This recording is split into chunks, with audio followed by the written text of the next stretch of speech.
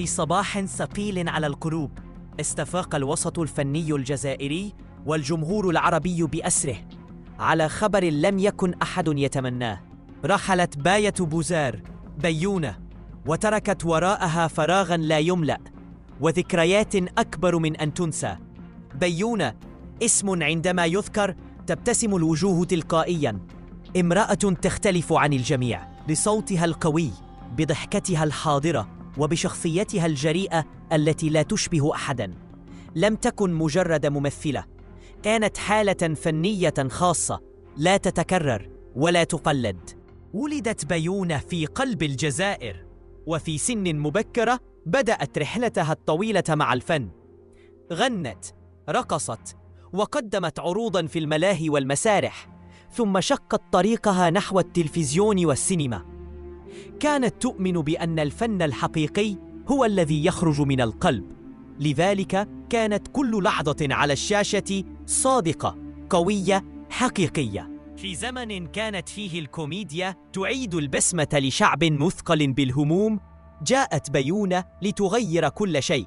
جاءت بلسانها السريع، بجرأتها المحببة، وبأسلوبها الذي لا يشبه أي فنانة أخرى.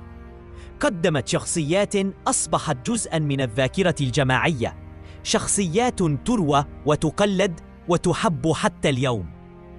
لكن خلف تلك القوة كانت هناك امرأة حساسة، عاشقة للحياة، عاشقة للفن، تحترم جمهورها وتعرف قيمة ما تقدم.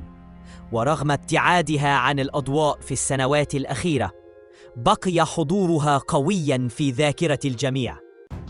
اليوم أعلن الأمين العام للتجمع الوطني الديمقراطي منذر بودن نبأ رحيلها بكلمات حزينة. ببالغ الحزن والأسى تلقى التجمع الوطني الديمقراطي نبأ وفاة الفنانة القديرة باية بوزار المعروفة ببيونة، إحدى أبرز الوجوه الفنية في الجزائر.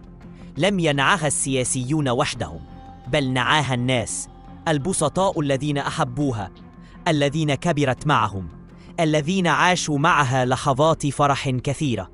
كم من ضحكة زرعتها، وكم من لحظة ممتعة قدمتها، وكم من جيل سيبقى يذكر اسمها بابتسامة.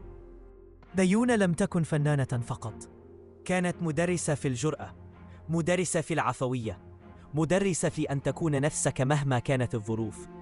قد تكون غابت جسداً، لكن أثرها، شخصيتها، نبرتها، أسلوبها ستظل محفورة في الذاكرة الجزائرية والعربية إلى الأبد.